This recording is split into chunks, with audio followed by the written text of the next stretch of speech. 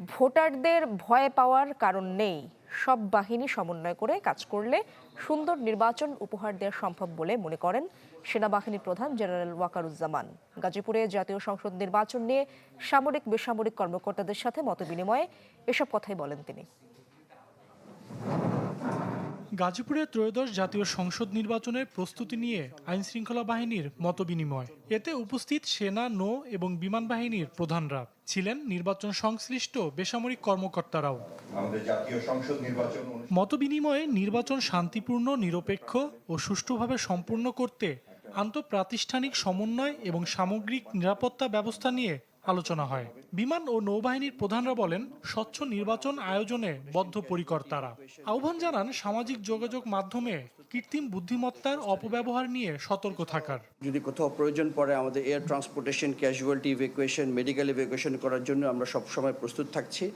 কিন্তু এবারই আমরা প্রথমবার সেনাবাহিনীর সাথে সরাসরি মাঠ পর্যায়ে নিয়োজিত থাকব। আমরা একতাবদ্ধভাবে দেশের জন্য, জনগণের জন্য একটা নির্বাচন উপহার দেওয়ার জন্য আমরা সবাই একত্রিতভাবে কাজ করছি। নির্বাচন কমিশনকে এবং আমরা সরকার এবং প্রশাসনকে সহায়তা প্রদান করতে বদ্ধপরিকর।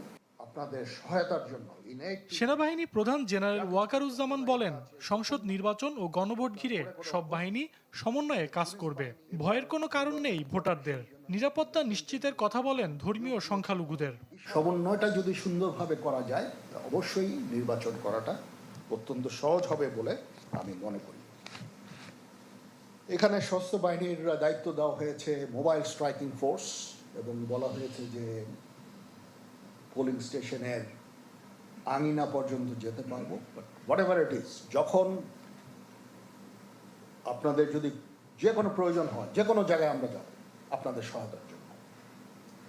আক্রান্ত হলো, প্রিজাইডিং অফিসার আক্রান্ত হলো, ওনার লোকজন আক্রান্ত হলো, অ্যান্ড আপনারা সাহায্য চাচ্ছেন, অবশ্যই সেনাবাহিনী, সশস্ত্র বাহিনী যাবে, যে তাদেরকে উদ্ধার করবে। সেই নিশ্চয়তা আমি আপনাদের দিচ্ছি।